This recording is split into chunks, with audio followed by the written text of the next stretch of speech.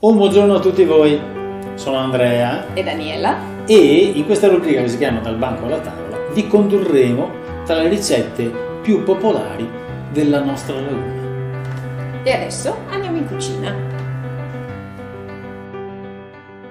Siamo al Carnevale e oggi faremo un'eccezione alle nostre usuali ricette. Presentiamo infatti il dolce tipico della stagione, la frittola veneziana.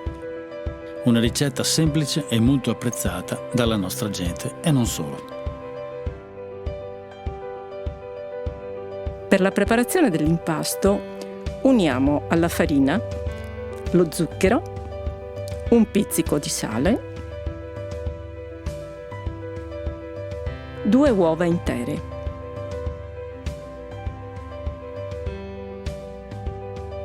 il lievito sciolto in acqua tiepida e un po' di buccia di agrumi. Misceliamo il tutto.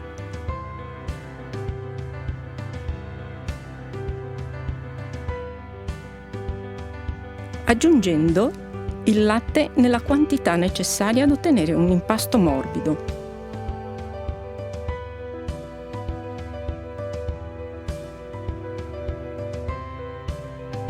Ora la vaniglia, il rum,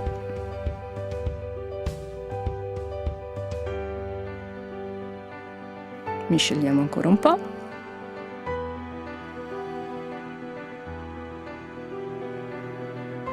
aggiungiamo i pinoli, la mela a cubetti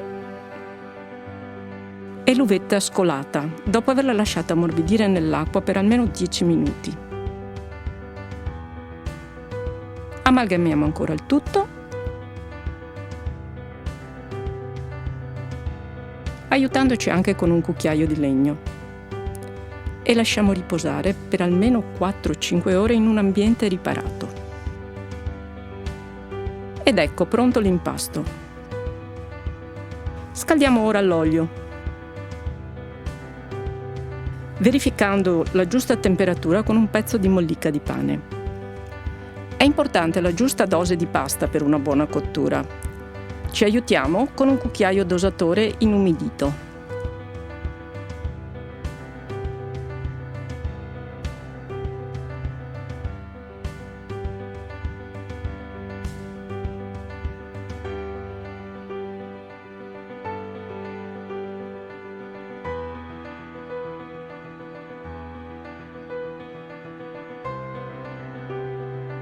Le frittelle vanno girate fino alla doratura completa.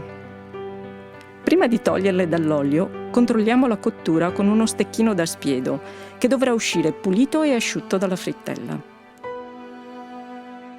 Tolte dall'olio, le mettiamo su carta assorbente e ancora calde cosparse di zucchero. Eccola pronta per un bel momento insieme, la nostra frittola veneziana.